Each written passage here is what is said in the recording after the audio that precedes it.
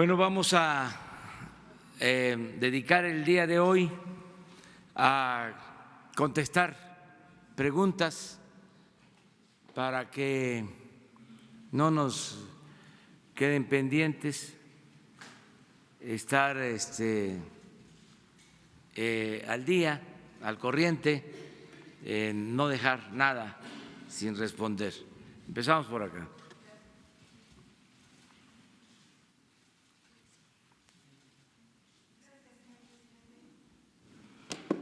Nancy Rodríguez, de Oro Sólido.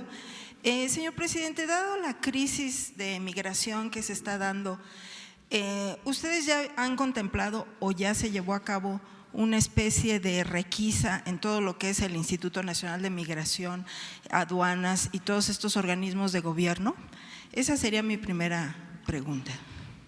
Sí, estamos limpiando instituciones que quedaron muy echadas a perder.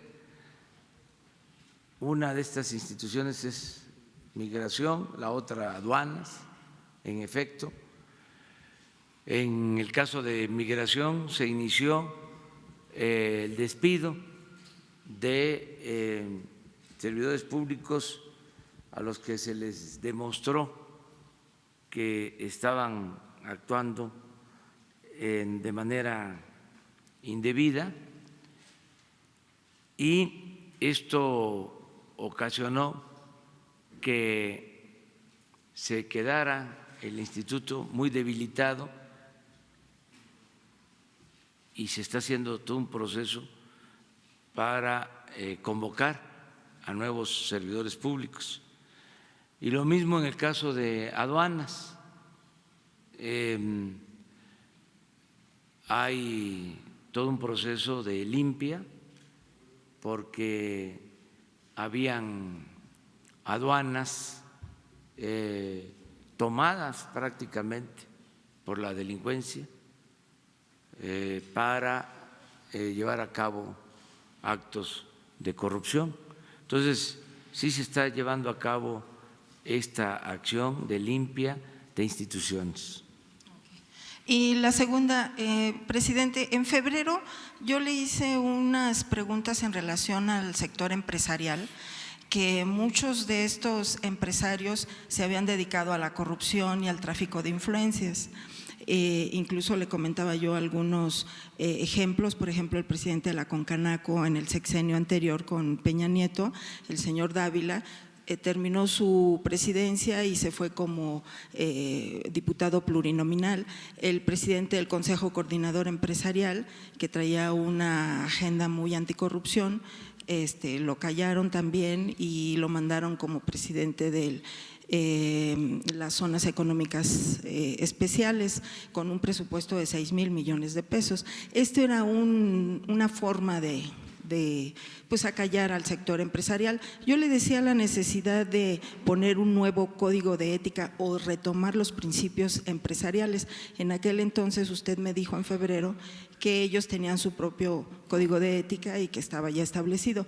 ¿Ahorita sigue pensando lo mismo o con las reacciones que ha habido con algunos empresarios habría que revisar este código de ética y estos principios empresariales? Y por último, si me permite, en redes nos están pidiendo mucho porque usted ya llegó al 1,000,000 de suscriptores en YouTube.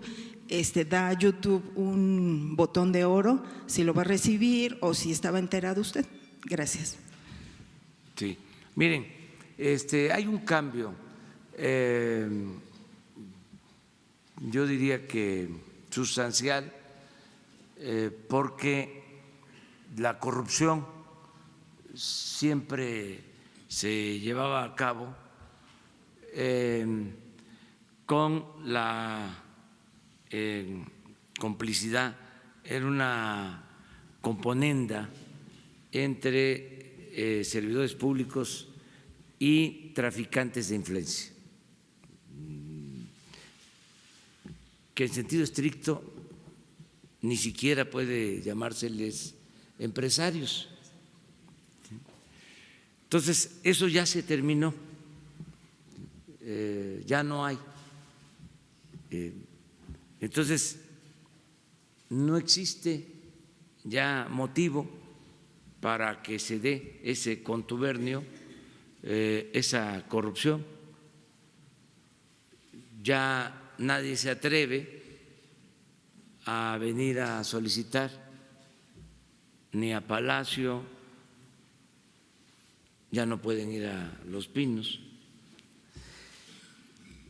ni a la Secretaría de Hacienda el que les condonen los impuestos, porque ya saben que eso se terminó, porque era un acto de corrupción y una asociación delictuosa, porque tenía que ver con la empresa favorecida y con quien autorizaba. Y estamos hablando de miles de millones de pesos. Entonces, eso se terminó, ya no hay ese tipo de componendas. Y se ha entendido bien por parte del sector empresarial, que también, dicho sea de paso, no son todos los empresarios. Y repito, se trataba más de traficantes de influencia. Habían quienes no tenían laboratorios y vendían medicinas y eran políticos. ¿Qué tiene que ver eso con la actividad empresarial? Nada, es vil tráfico de influencia. Entonces, ya hay una actitud distinta, un ambiente distinto. En el caso de los acuerdos que estamos suscribiendo con empresarios, va incluido el tema de la corrupción y es un compromiso asumido por ellos. ¿Hay una cláusula especial? Sí. En el convenio que acaba de firmarse, fui testigo, se habla de ayudar a limpiar a Pemex, a la Comisión Federal de Electricidad, de corrupción, entre otras cosas. El presidente del Consejo Coordinador Empresarial, Carlos Salazar, es un agente de primer orden y desde su toma de posesión planteó dos cosas. Primero, ayudar para que el país pueda crecer a una tasa promedio del 4% anual y ayudar para que se combata la pobreza en nuestro país. Yo le propuse que se agregara lo del combate a la corrupción y lo aceptó. Estamos hablando del presidente del Consejo Coordinador Empresarial, que se ha portado muy bien, que aprovecho para hacerle un reconocimiento. Ahora que enfrentamos esta crisis temporal, transitoria por los aranceles, él se trasladó a Washington con un grupo de empresarios y nos ayudó mucho. Establecieron comunicación con la Cámara de Comercio de Estados Unidos. La Cámara de Comercio de Estados Unidos se pronunció a favor de México, de no imponer aranceles a las mercancías mexicanas que se venden en Estados Unidos. Entonces, sí hay una actitud distinta del sector empresarial, muy buena. En el convenio al que hago referencia, que se suscribió hace unos días, nada más que a veces son tantas las noticias que no se advierte, pero es el compromiso de invertir este año de parte del sector empresarial de México, incluso ni siquiera de todo el sector empresarial, sino de 60 empresas de la Asociación de Negocios, Mexicana de Negocios, antes era Asociación de Hombres de Negocios, ahora es Asociación Mexicana de Negocios, porque es de hombres y mujeres. Ellos hacen el compromiso de invertir este año 60,000 millones de dólares en el país, solo ese grupo, más todas las organizaciones empresariales del país. Entonces, sí hay una muy buena relación, están ayudándonos, están participando para que haya crecimiento en el país. Y lo del botón de oro de YouTube, presidente, ¿sí estaba enterado usted? Pues sí, me dijeron, mire, yo me apoyo desde luego en Jesús Ramírez, que es el secretario de Comunicación, que lo hace muy bien, Jesús Cantú, que me ayudan mucho, Jessica, que me ayuda para el manejo de la red, los Twitter, Face, Instagram, todo lo que utilizo para comunicarme con los ciudadanos, las benditas redes sociales. Y Jessica fue la que me informó sobre esto. Entonces, sí está bien, ¿no? Pues sí. Pues Jesús estaría representándome, y le agradezco mucho a los de YouTube y a los de Twitter y los de Face, se portan muy bien, y está avanzando mucho la comunicación por las redes, son muy buenos medios de información y sobre todo es bueno el debate. A veces sube de tono, se calienta, pero todo el mundo participa, todo el mundo se expresa, todo el mundo se manifiesta, con decirles que hasta los bots participan.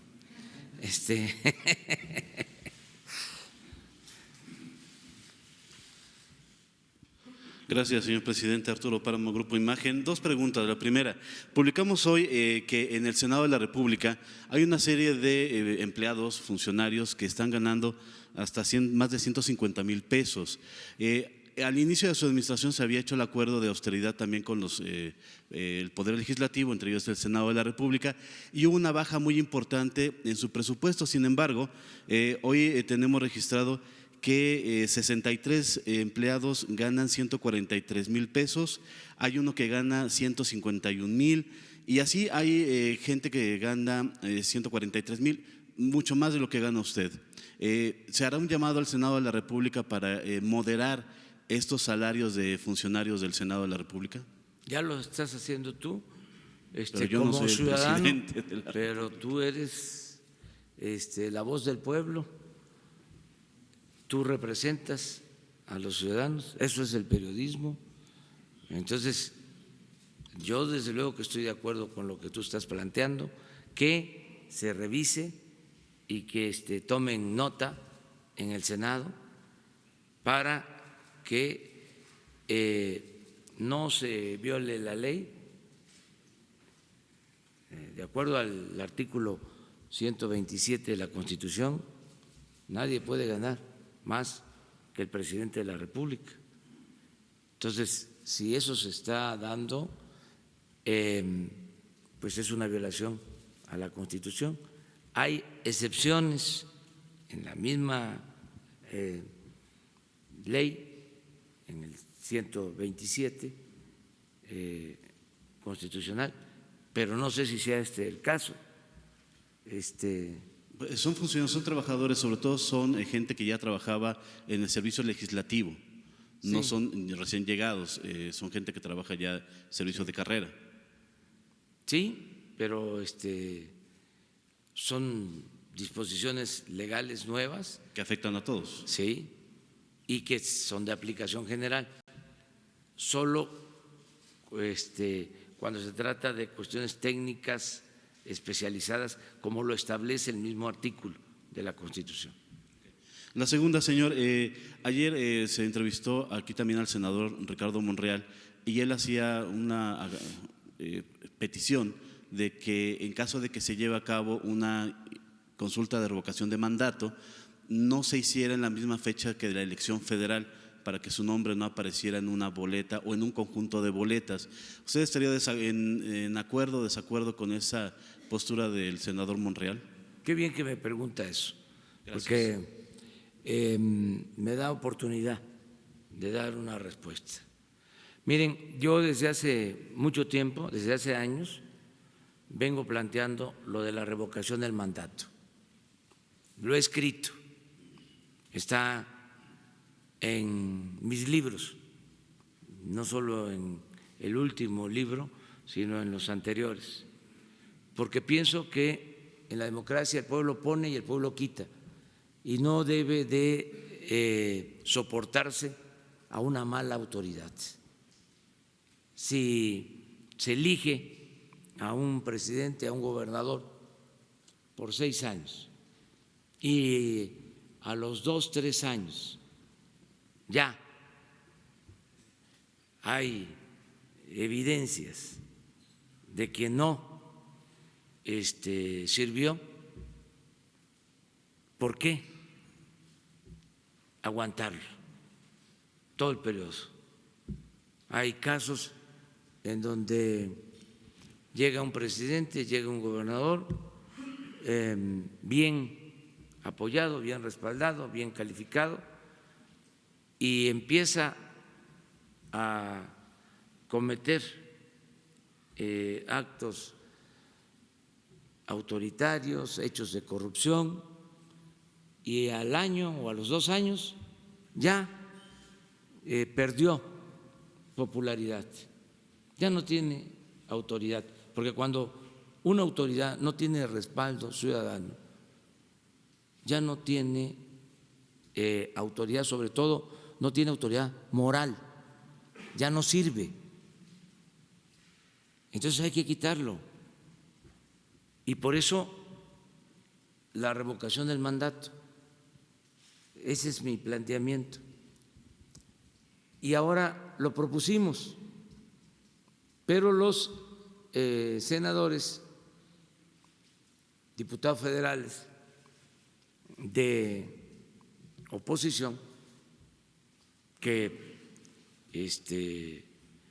actúan de manera legítima y nosotros los reconocemos, sostienen que no debe de llevarse a cabo el ejercicio de consulta para ver si continúa o renuncia el presidente, que no debe de llevarse a cabo esa consulta el mismo día de la elección intermedia federal, es decir, cuando se va a elegir a diputados federales o a gobernadores en el 21, que es la propuesta que se está haciendo.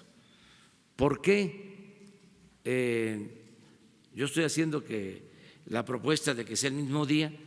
Para no gastar, para que se entregue una boleta más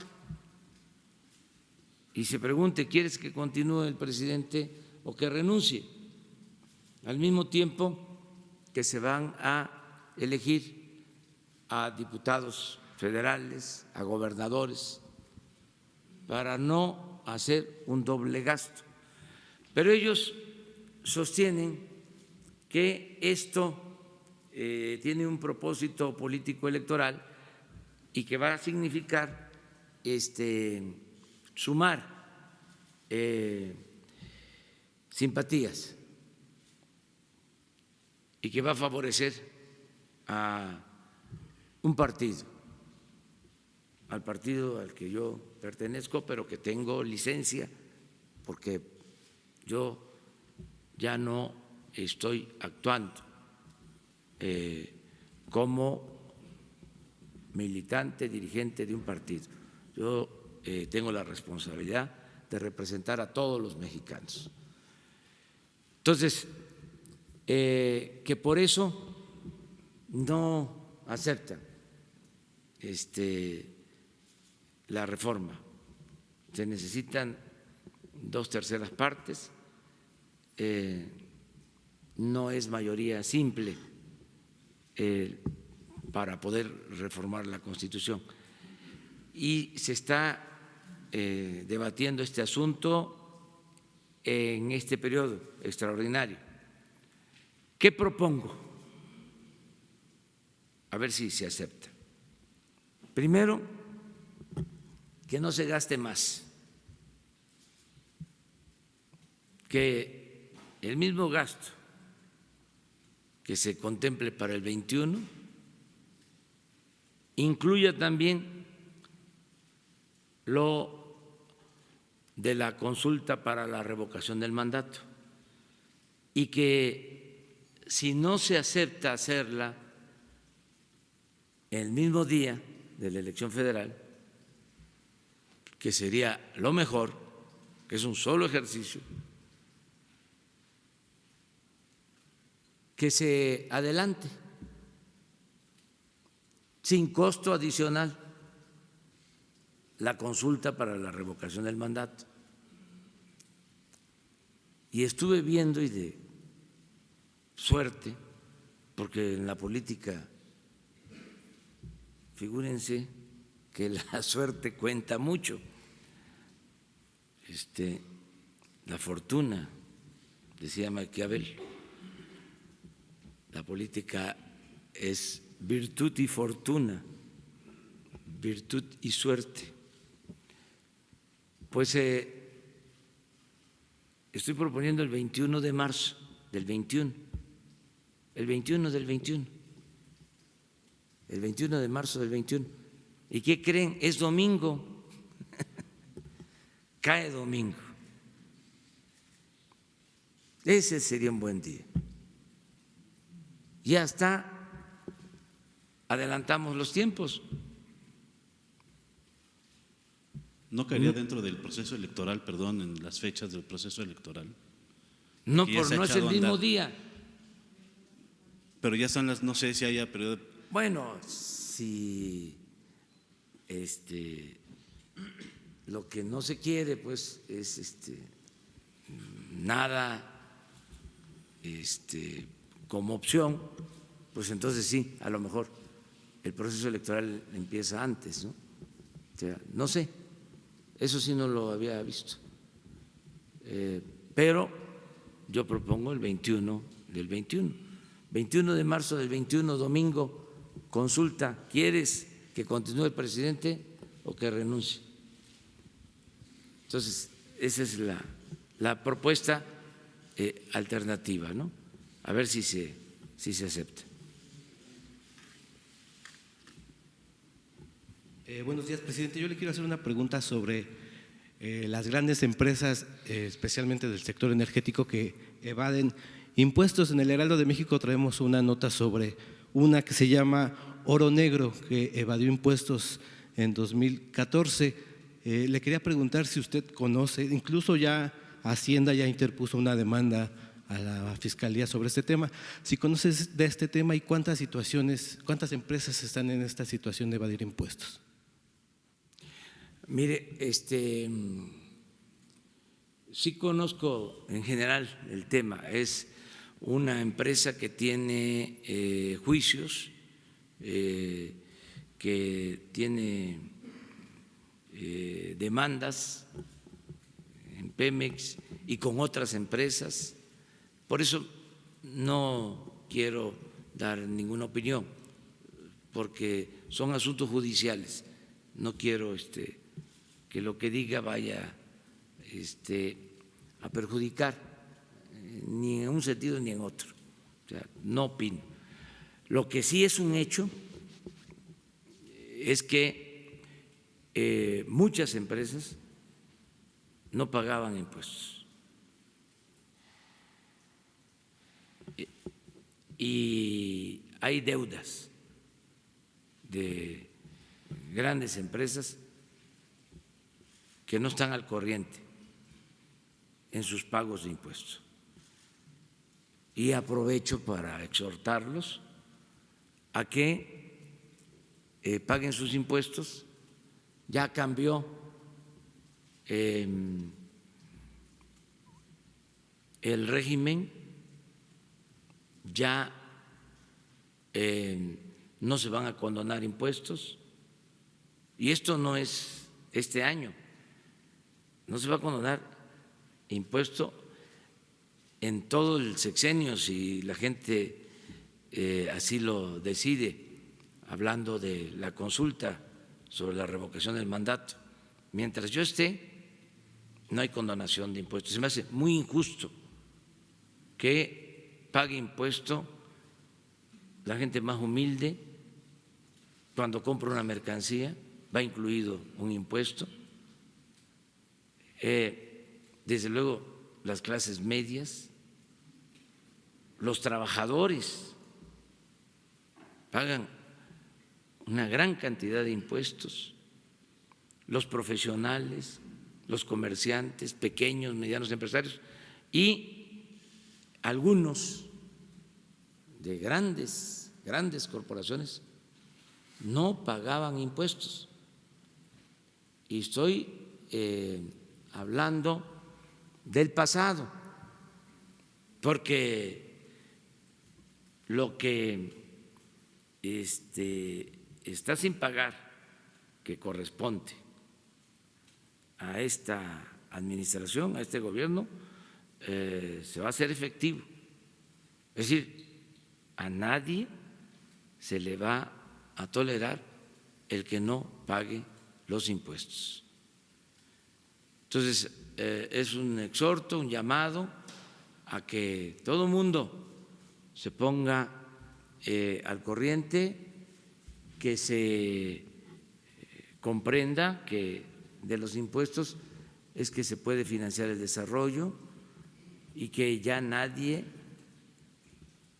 tiene permiso para robarse el dinero del presupuesto, que se integra con los impuestos, que todos debemos de cumplir con nuestra responsabilidad. Eso es parte del cambio.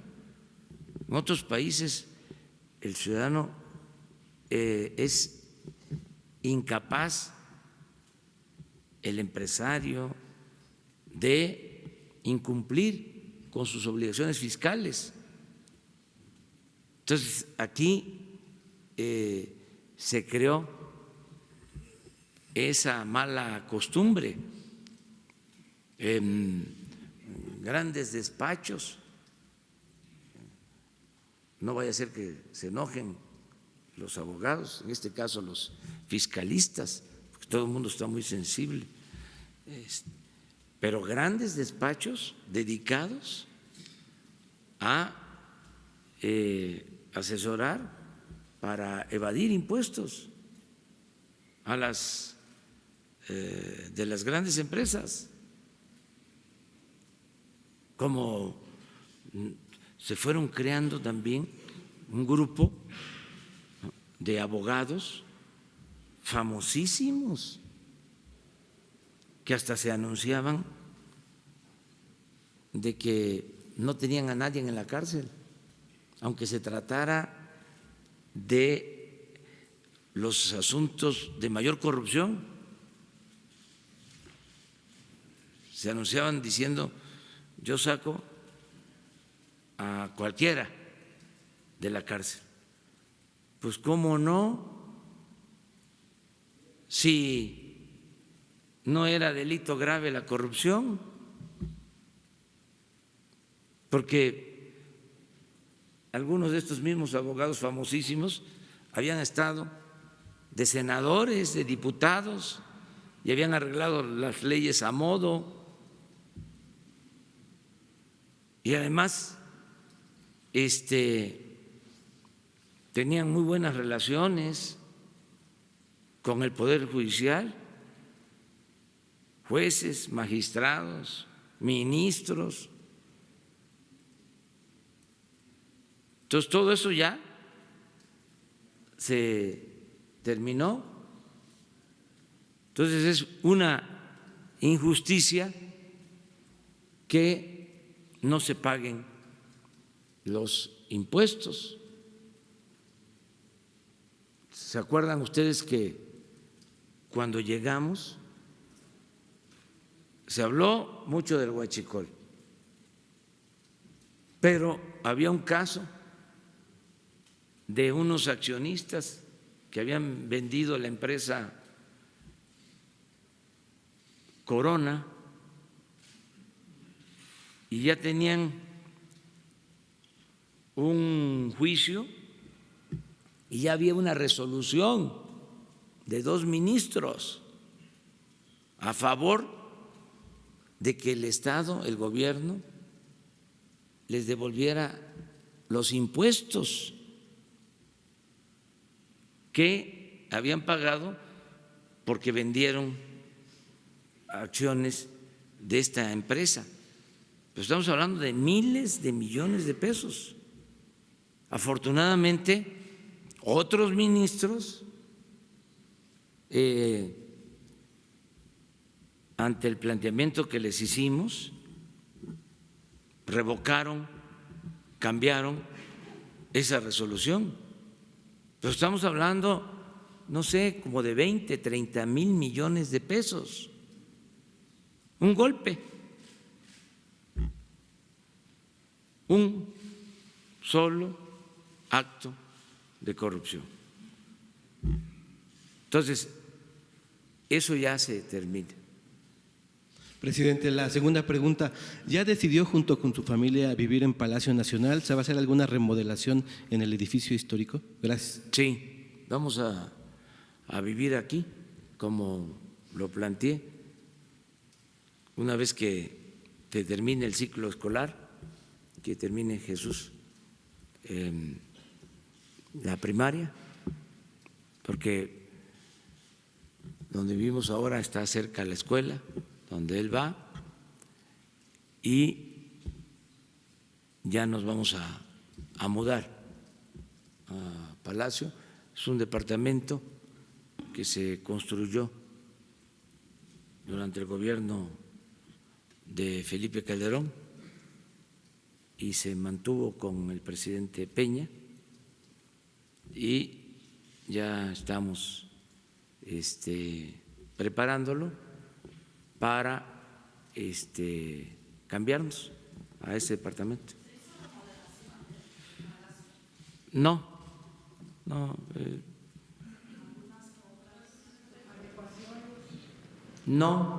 lo mínimo es el mismo espacio. Tenía una sala, comedor, una cocina, 3 cuartos, y es lo mismo. Desde luego, sí, una limpieza general y pintura, sí. Cuando se venga, ¿Mande? cuando se venga va a reforzar su seguridad. No, es lo mismo de siempre, igual. Presidente, Misael Zavala, del Universal. Hoy en el Universal tenemos una nota sobre el expresidente Enrique Peña Nieto, quien es investigado por autoridades de Estados Unidos por supuestos sobornos para autorizar la compra de la planta de fertilizantes, la que usted ha mencionado en varias ocasiones. La investigación es del Departamento de Justicia de Estados Unidos y otras autoridades estadounidenses, supuestamente porque el expresidente fue quien dio el aval para comprar esta planta a el exdirector de Pemex, Emilio Lozoya. ¿Ya tienen información al respecto y si nos puede decir qué opina sobre este tema?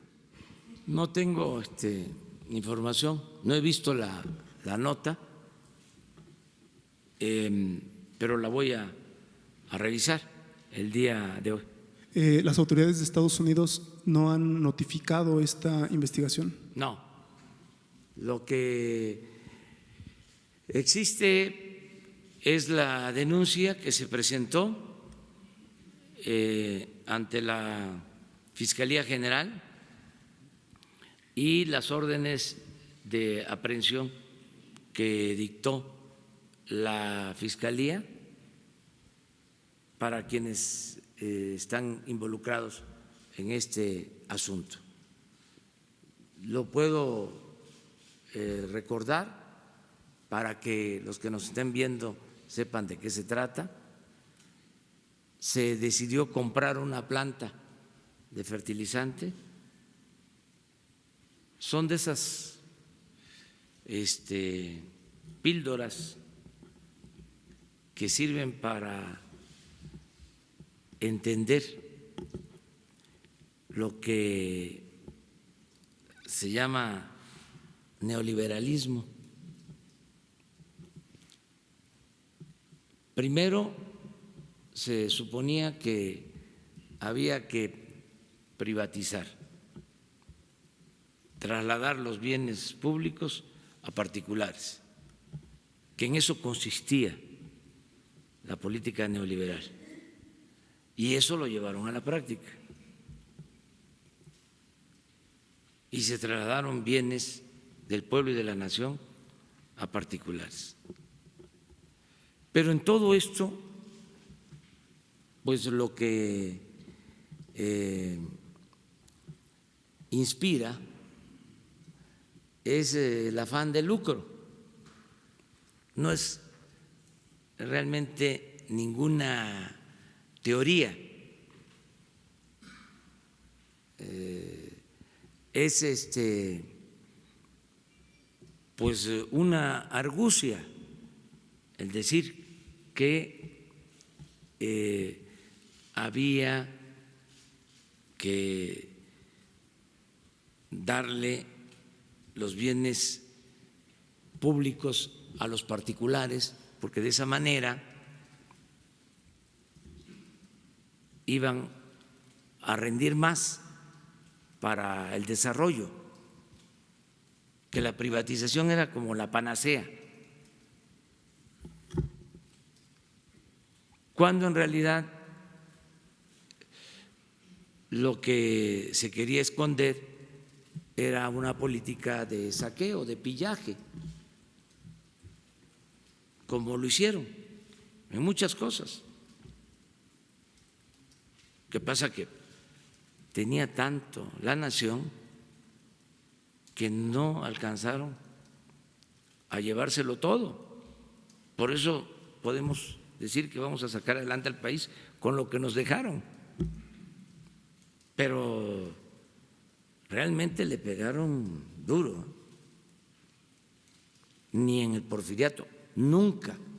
Bueno, ni en los 3 siglos de dominación colonial se había registrado un saqueo tan grande como el que se llevó a cabo en estos últimos 36 años del llamado periodo neoliberal. Y fue pues toda una operación de Estado. Vean cómo dejaron la Constitución. Ahora, los cambios que se están dando van en otro sentido, porque ajustaron el marco legal. Acabo de hablar de que reformaron el Código Penal para que la corrupción no se considerara delito grave. Adecuaron todo el marco legal para el saqueo. Bueno, pero como en el fondo lo que prevalece es el afán de lucro, fue lo que dominó durante todo este periodo. Como sostenían una cosa, pues también podían hacer lo contrario. Esta planta la privatizan primero y luego la compran, se estatiza, porque estaba de por medio el negocio. Entonces, la planta la privatizan, por alguna razón deja de operar, tarda muchos años sin operar. Acabo de estar en Camargo y fui a ver una planta también de fertilizante que lleva 16 años parada. Entonces, pasa lo mismo con esta planta de Pajaritos en Coatzacoalcos y ya estaba pues en ruinas. Entonces, en el marco, para que no se nos olvide, del llamado Pacto por México, ¿se acuerdan de eso, verdad? ¿O ya se olvidó? Que se firmó un convenio, un acuerdo, se decide comprar la planta, que repito, estaba en desuso, y se pagan cerca de 400 millones de dólares.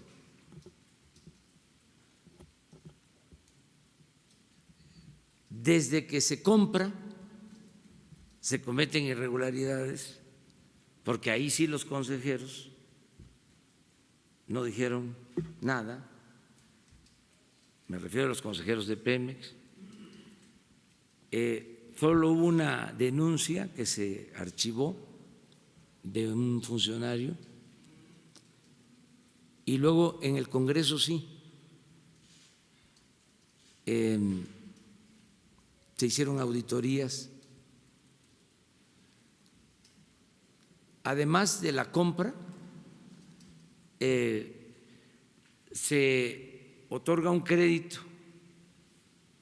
para hacer la planta, porque la planta antigua ya no pudo repararse, pues eran fierros viejos. Dicen que cuando quisieron vender la planta a una empresa extranjera, su diagnóstico fue de que pues había que venderla, pero como chatarra. Entonces, se hace de nuevo la planta y se destinan otros 400 millones de dólares más. El caso es que hay una deuda de cerca de 1,000 millones de dólares y la deuda fue financiada por la banca de desarrollo.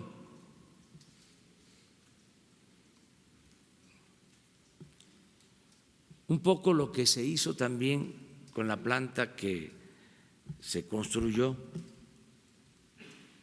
en el anterior sexenio, no en el pasado, de Odebrecht, ahí en la misma región, para hacer polietilenos. Esa planta también fue financiada por la banca de desarrollo, o sea, con dinero del presupuesto. Entonces, de ese tamaño eran los negocios que se hacían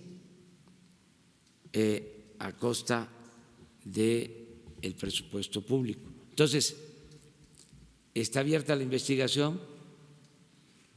Yo no conozco esta información del gobierno de Estados Unidos, no tengo elementos para opinar sobre este asunto. Presidente, en caso de que se requiera información por parte del gobierno de Estados Unidos sobre Enrique Peña Nieto, ¿le dará el mismo trato que se le ha dado a Emilio Lozoya con la apertura de información? A todos, o sea, no puede haber impunidad, nada más que son procesos legales, no es perseguir a nadie, lo he dicho muchas veces, no es mi fuerte la venganza, incluso dije desde el principio que yo soy partidario de ver hacia adelante y que la política en esta materia iba a consistir en dar el ejemplo de honestidad para no quedarnos anclados en el pasado y que se viera hacia adelante una especie de punto final, que esa era mi postura, pero que si la gente pensaba lo contrario, había que llevar a cabo una consulta para revisar todo el periodo neoliberal y no a chivos expiatorios, sino empezar arriba con los expresidentes, desde Salinas a la fecha. Y como usted lo explica, digamos, fue una compra, incluso con la deuda que se adquirió, seguramente pasó por las manos del expresidente Enrique Peña Nieto esta información. No sabemos, pero está abierta la investigación. Pero usted ha dicho que todos los negocios jugosos pasaban por las manos de los expresidentes. Pues esa es una regla general.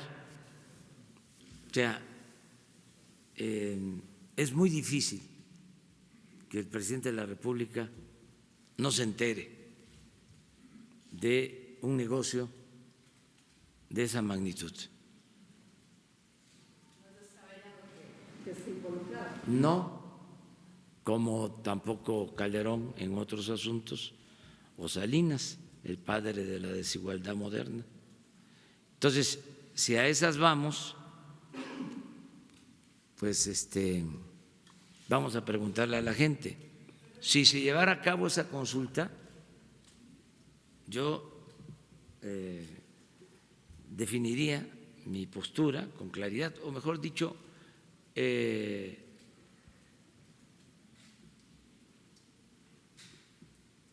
volvería a decir lo mismo, ratificaría lo mismo, de que soy partidario de que se vea hacia adelante y que no nos metamos en eso.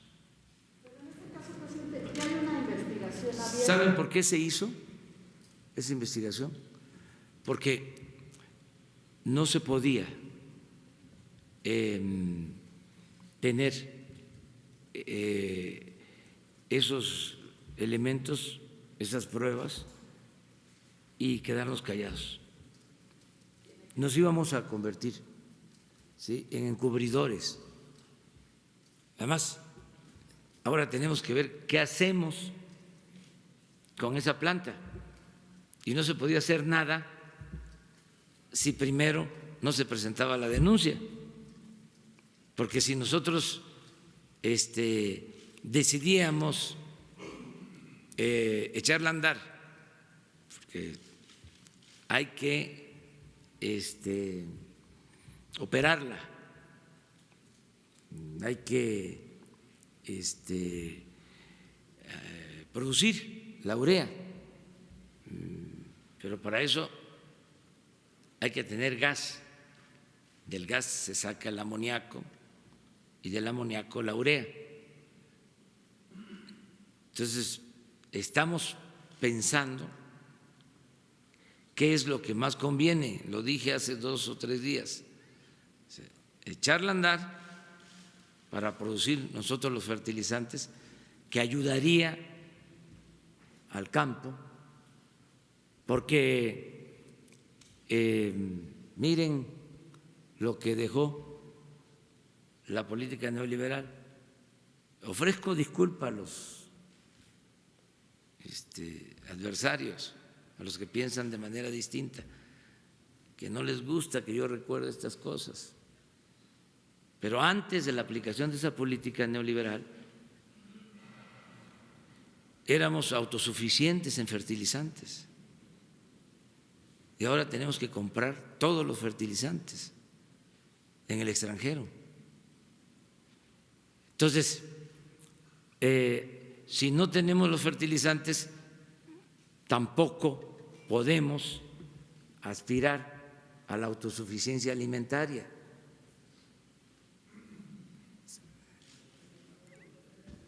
Entonces, ¿qué hacer ahí?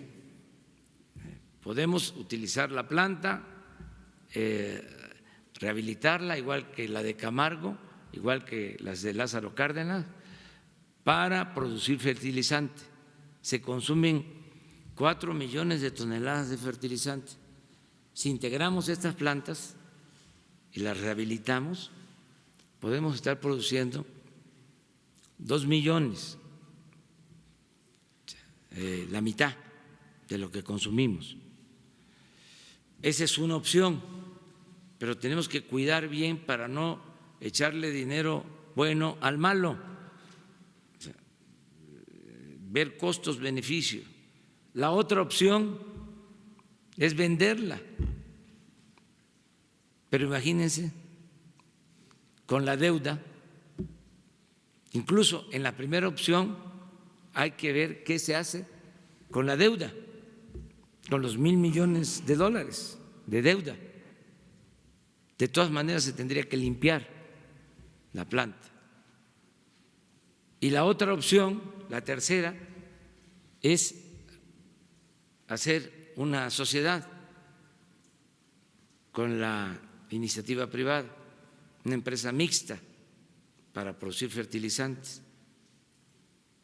Entonces son de las cosas que estamos ya decidiendo, pero antes de cualquier opción teníamos que desahogar el asunto jurídico. Por eso se hizo. No es que incumplimos con el compromiso de no llevar a cabo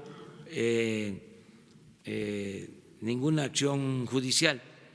Es que esto ya estaba en proceso, son denuncias que ya se habían presentado y si nosotros nos quedábamos callados, pues íbamos a ser cómplices, encubridores, y eso no. Por eso en este caso ya empezó la investigación. Si sale el nombre del expresidente Peña, tiene que… Lo que salga, lo que salga.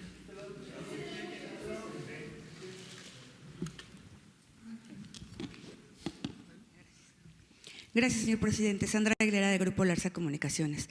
Después de la copia de los diseños de ropa en grupos étnicos que hizo la diseñadora venezolana Carolina Herrera, ¿qué mecanismo tiene su gobierno para evitarlo y si reclamará las ganancias que se tenga por la venta de dichos diseños, así como los derechos de autor? Gracias. La verdad estoy enterado de esto y es pues una constante el que se plagien diseños de las culturas indígenas de México. Esto ya se ha denunciado en otras ocasiones, pero lo está atendiendo la Secretaría de Cultura. Le voy a pedir que nos presente un informe, porque también yo no puedo contestar todo. Además, no me gusta la charlatanería, hablar por hablar, el no tener elementos. Entonces vamos a pedirle a la Secretaría de Cultura que nos presente un informe sobre este tema. Muchas gracias.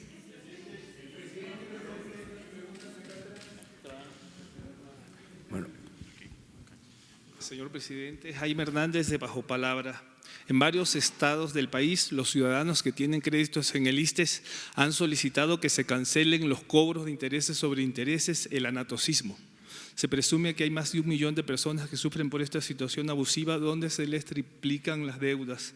Han protestado en Guerrero, Hidalgo, Coahuila, solicitando la cancelación del anatocismo de los créditos del ISSSTE. La pregunta es si existe por parte de su gobierno un plan y la disposición para abolir el anastocismo de los créditos del ISSSTE? Y de ser así, ¿cuál sería la propuesta? Miren, es buena la pregunta porque me da oportunidad de informar que envié un escrito al Consejo del Infonavit para que se consideren 3 propuestas. Esto es FOBISTE, lo que me estás planteando, pero si se aplica en el caso del Infonavit, tendría también aplicación para el FOBISTE. 3 cosas. Una ya se venía llevando a cabo, que consiste en reestructurar los créditos, porque se paga y se paga y no se termina de pagar. Entonces, vamos a profundizar más en las reestructuras de los créditos del Infonavit para favorecer a los trabajadores. Lo segundo es que van a haber quitas.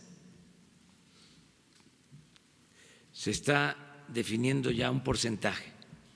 Si ya el trabajador pagó una cantidad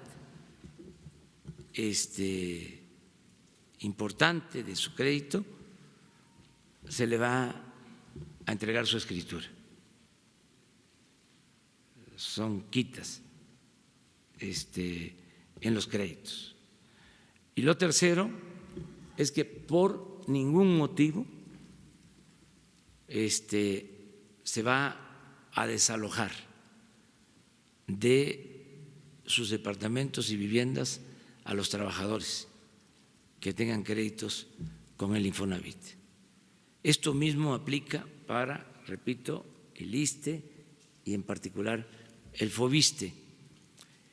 Hoy les voy a dar a conocer la carta, el escrito, a través de Jesús, para que si se aprueba en el Consejo del Infonavit, se presente el plan para los que tienen estos créditos.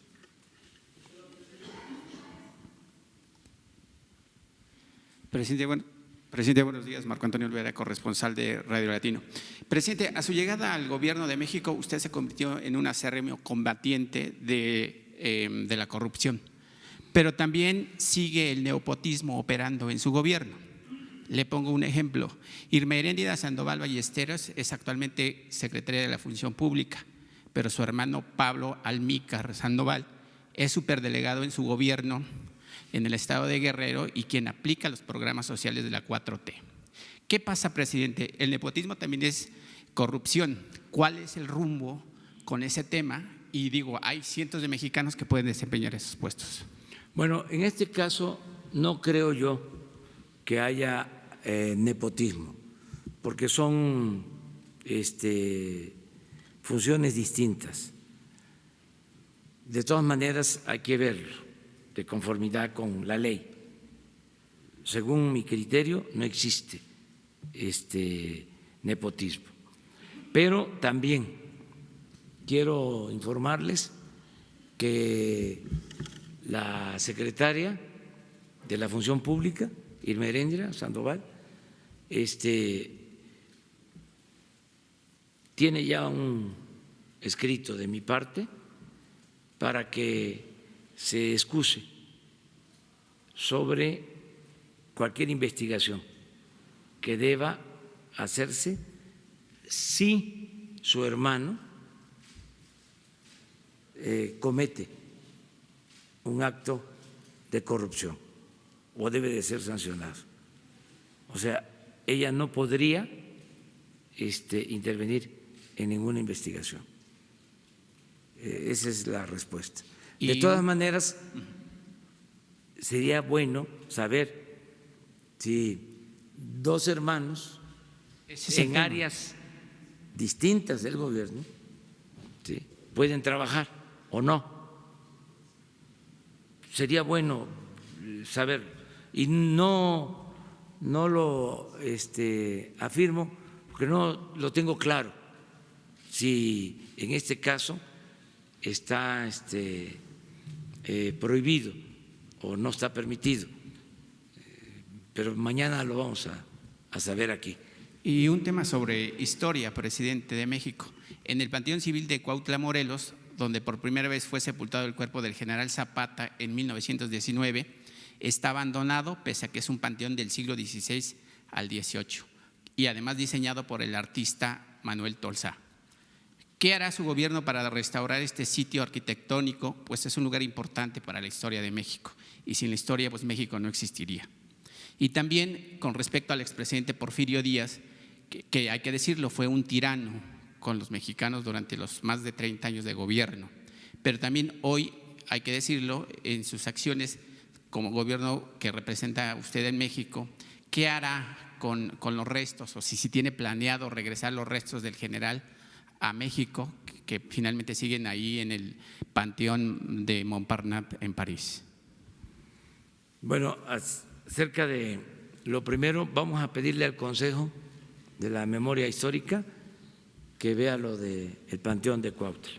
Y tiene razón, o sea, hay que conservar todos estos centros que son patrimonio histórico del país, todos estos edificios, en este caso estos panteones. Vamos a ver lo del panteón donde está enterrado, donde se sepultó a Emiliano Zapata, Cuautla. Además, ahí están sepultados otros dirigentes importantísimos. Ahí se dio el llamado sitio de Cuautla, ahí la gente defendió a Morelos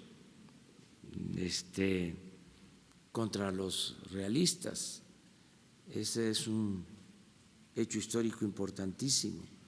Hay hasta un verso, si mal no recuerdo, que dice de ese entonces, de ese sitio, dice: por un soldado doy un real, por un oficial un tostón, por mi general Morelos doy todo mi corazón. Algo así, palabras más, palabras menos, parafraseando, pero es muy bonito por lo del sitio de Cuautla. Lo otro, mire, por lo general no me gusta meterme con los muertos,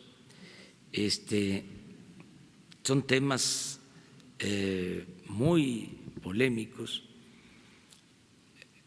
pero no tendría yo, la verdad, ningún inconveniente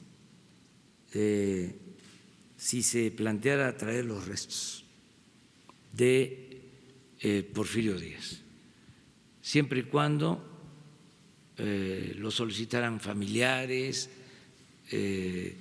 hubiese un acuerdo en general.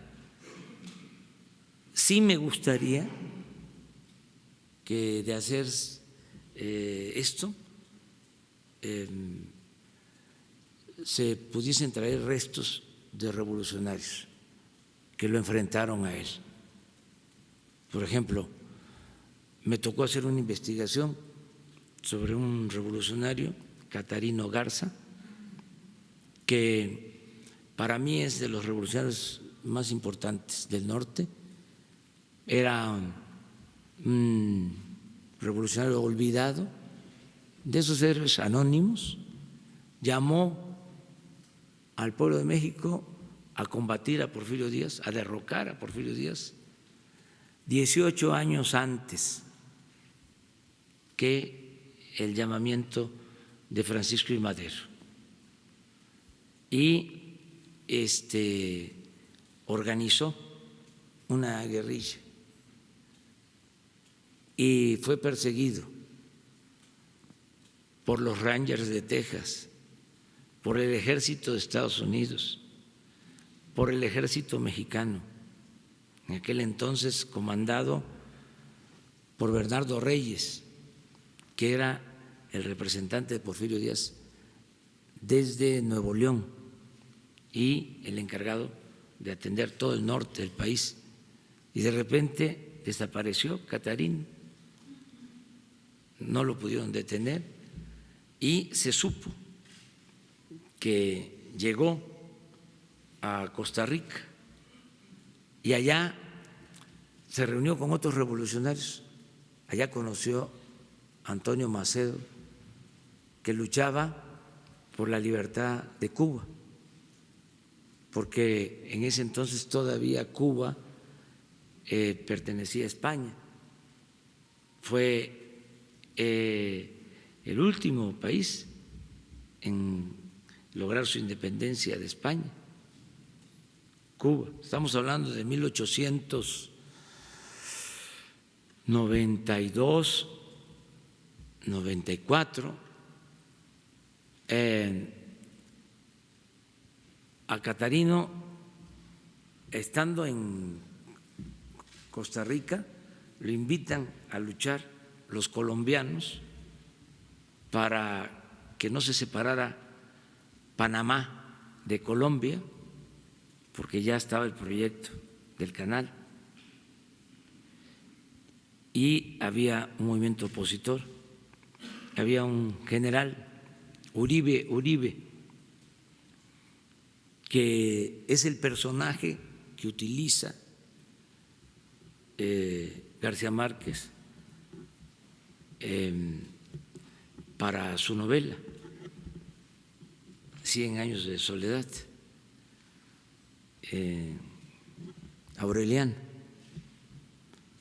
existió, era un general colombiano, lo conoció Catarino y tenía dos invitaciones: ir a luchar a Cuba con Macedo o con Uribe y con otros caudillos liberales a Colombia. En ese entonces también está luchando por la independencia de Cuba José Martí, y Catarino estaba ya en Costa Rica, donde se les daba protección a todos estos revolucionarios, y el propósito era ayudar en Colombia o ayudar en Cuba a la libertad de esos pueblos, para que al triunfar ellos le ayudaran a él a enfrentar a Porfirio Díaz. Escribió desde allá, desde Costa Rica, un libro que se llama El zar de Rusia, en contra de Porfirio Díaz. Entonces decide irse a Colombia y en un puerto que se llama Bocas del Toro, en un desembarco, él a cargo de un grupo guerrillero es asesinado y es enterrado en una fosa común, y ahí están sus restos. Entonces, si se traen los restos del general Porfirio Díaz, que yo no lo vería mal, ¿sí? Sería cosa también de traer los restos de Catarino Garza y de otros, y que sea parte pues de la reconciliación de los nuevos tiempos. Por eso es muy buena tu pregunta, y que cada quien, ¿sí?, tenga su juicio y aplique su criterio sobre los personajes de nuestra historia. Lo más importante de todo es no olvidar, porque también, y no crean que traigo fijación con eso, pero se apostó en el periodo neoliberal a que nos olvidáramos de nuestra historia. Que eso no importaba, que lo que importante era la técnica, la ciencia. Entonces, el humanismo, ¿sí?, y la historia y el civismo se relegaron. Y desde mi punto de vista, ese es el tronco común del conocimiento. Se puede ser un científico, pero con bases humanistas, porque si no se pueden estar inventando armas para la destrucción de la humanidad en aras de la técnica, de la ciencia. ¿Y dónde queda lo humano? Pero bueno, ese es otro tipo de cosas. Entonces, sí, no debemos de confrontarnos por eso, que cada quien tenga su manera de pensar, sus héroes, sus creencias, sus convicciones. Dos más. Pues ya nos pasamos ahora sí. Presidente, buen día. Roberto Cruz, de Impacto Diario, Revista y TV. Ayer el secretario Ebrard tocó el tema y todo parece indicar que ahora las caravanas de migrantes serán rodantes o motorizadas. Hablaba de lo que ocurrió el fin de semana, 3 tráileres con cerca de 800 migrantes, que 800 migrantes pues era el número que consistía una caravana que cruzaba a pie. Se dijo ayer también de otro tráiler con otros 50 migrantes. Esto quiere decir que va a aumentar el tráfico de ilegales. Ayer mismo el periódico El País hablaba de mano dura, porque decía que a los 800 migrantes de los tractocamiones los habían detenido. ¿Sabe usted a dónde fueron remitidos? ¿Qué se hizo con estos 800 migrantes? Pero además se tiene ya una especie de fortaleza en la frontera sur y no en la frontera norte, porque muchos de estos migrantes van a ir a dar no nada más a Tijuana o a Ciudad Juárez, ya Monterrey está en alerta.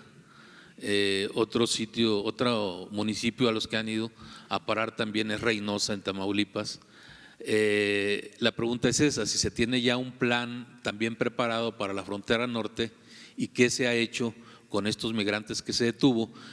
Sabíamos que en las administraciones anteriores detenían un tráiler con migrantes, pero ya se les habían pasado 10 más.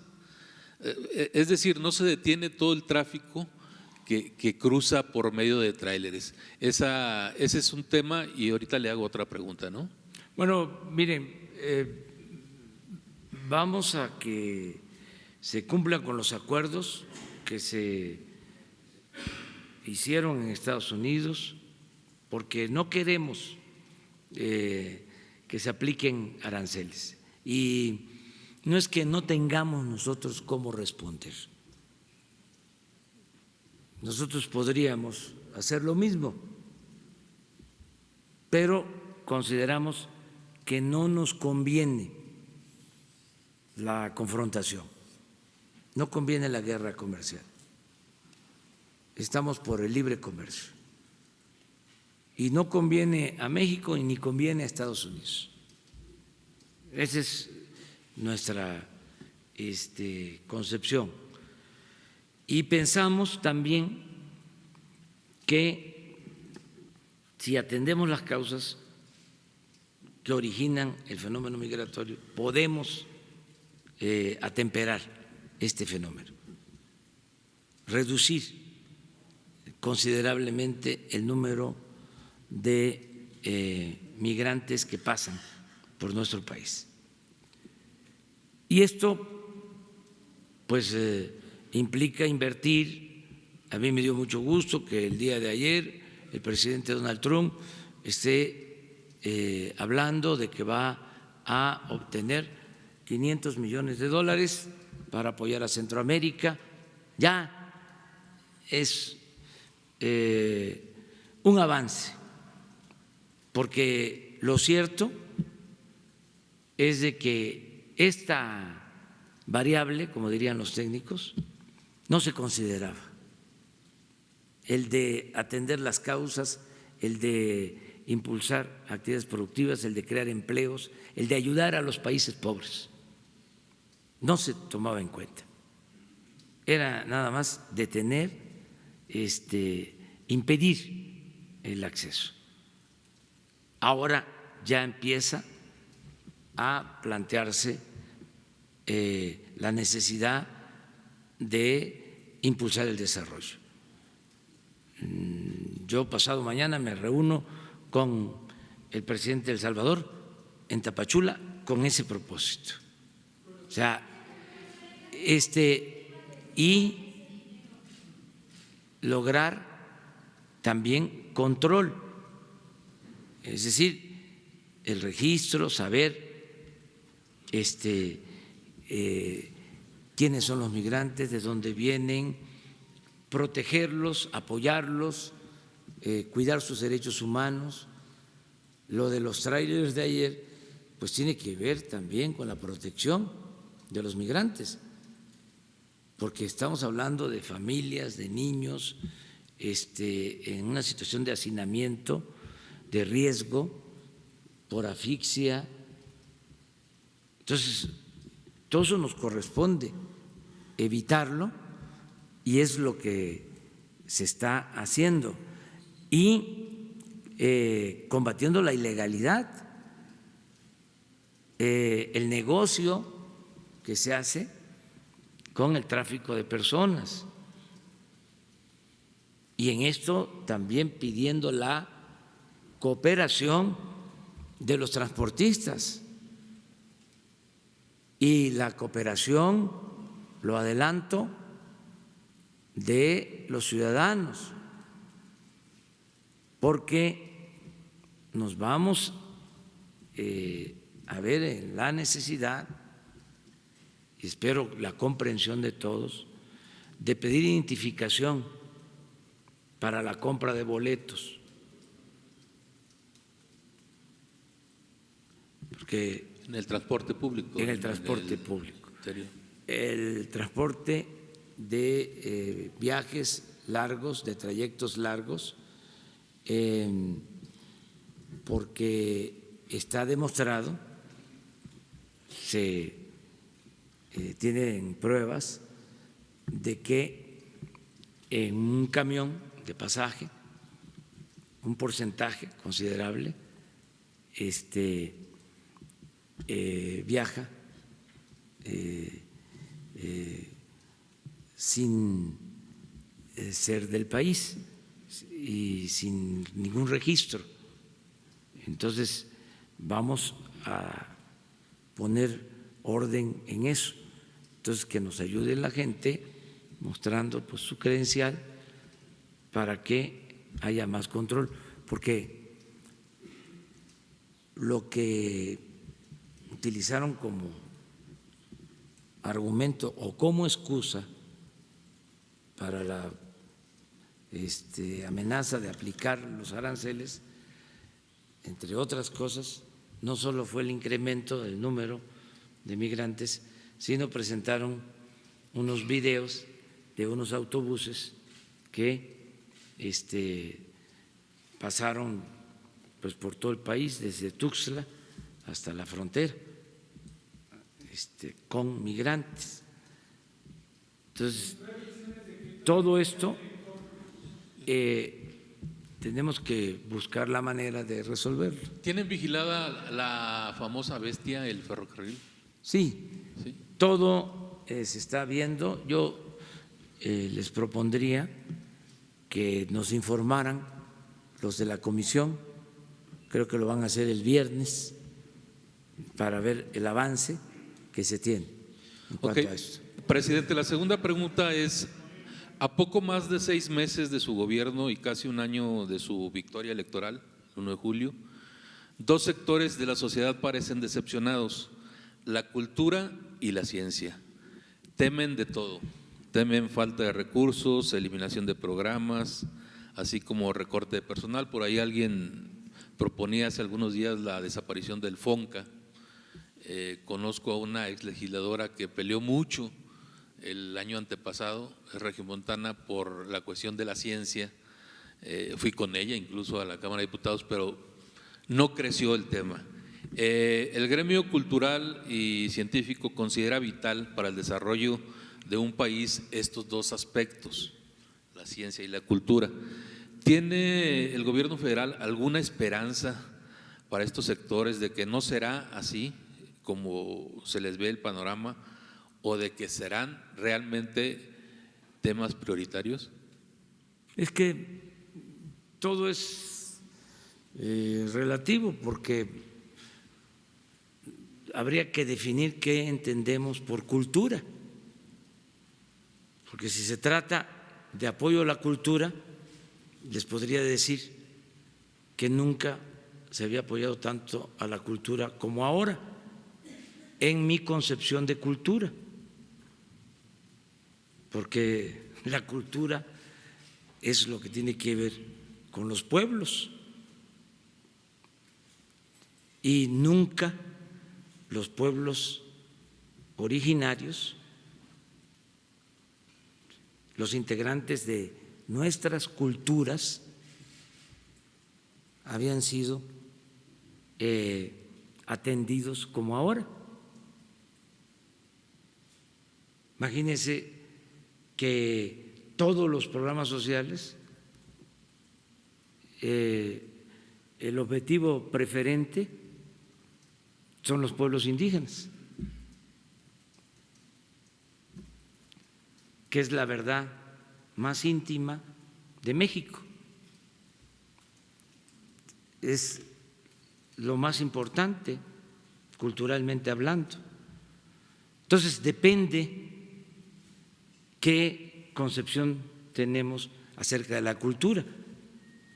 Entonces hay muchas interpretaciones, como se habla de la política, el arte, la ciencia de gobernar, la política que significa optar entre inconvenientes, la política que se inventó para evitar la guerra, la política que es historia, en fin, tantas definiciones. Entonces, depende, ¿sí?, cómo se vea. Y lo mismo en la ciencia. Si hablamos de la burocracia que existía, enquistada en el CONACYT, con todo respeto, y no generalizo, pues entonces que se daban la gran vida, no investigadores necesariamente, sino políticos y burócratas encargados de el fomento a la ciencia, pues entonces sí, ellos están molestos y deben de estar desencantados, y no solo eso, disgustados. Pero si vemos las cosas desde otro punto de vista, pues vamos a poder subrayar, destacar que por primera vez en mucho tiempo el CONACYT es manejado por una mujer investigadora, Premio Nacional de Ciencia, por primera vez. O sea, que surge de ahí, que es una científica con un reconocimiento nacional, una profesional, una mujer honesta. Claro, como no pertenece a el grupo que dominaba y que se repartían los bienes entre ellos, pues entonces hay esa campaña de que no nos importa la ciencia, de que no se les da a los niños para ir a los concursos de matemáticas, toda esa situación que se ha venido creando, ¿no? Pero bueno, depende de cómo se vean las cosas. Yo estoy muy satisfecho con lo que está haciendo el CONACYT y con lo que se está haciendo en la ciencia, pero además podríamos hablar más de esto y le voy a invitar a María Elena que venga y que les informe para que de una vez también se ponga al descubierto todas las fechorías que hacían los que estaban a cargo de el fomento a las ciencias, las innovaciones, la tecnología. O sea, porque si no, no nos vamos a entender y hay veces que se repiten tanto las mentiras que llegan a confundir, o como decía Goebbels, una mentira que se repite muchas veces puede convertirse en verdad.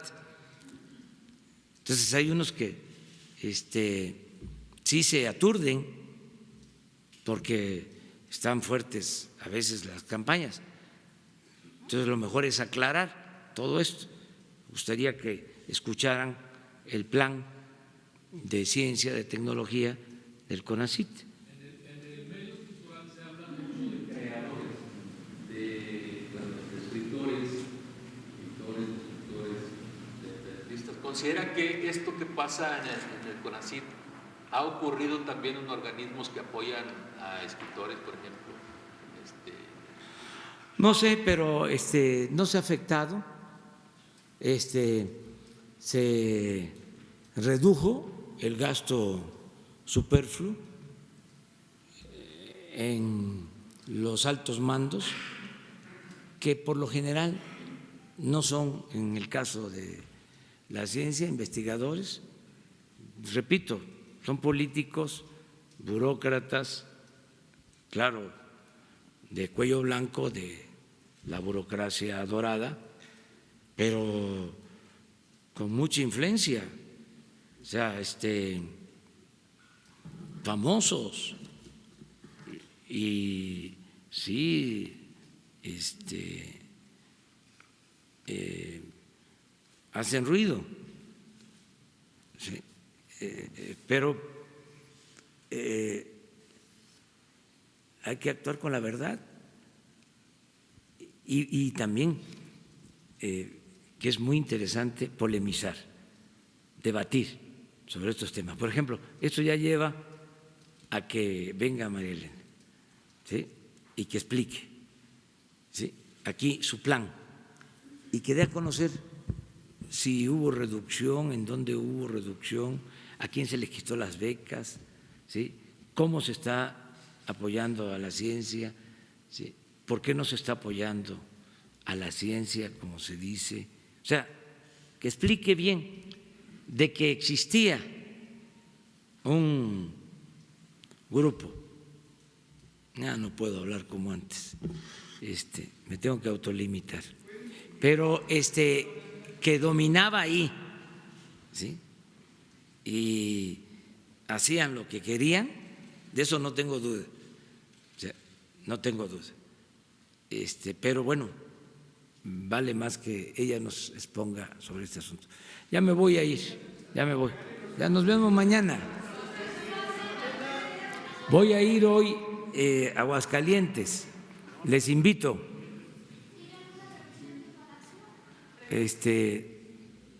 No recuerdo, pero Jesús les comenta. Sí, tengo reuniones antes de irme a Aguascalientes, pero no sé qué reunión tengo.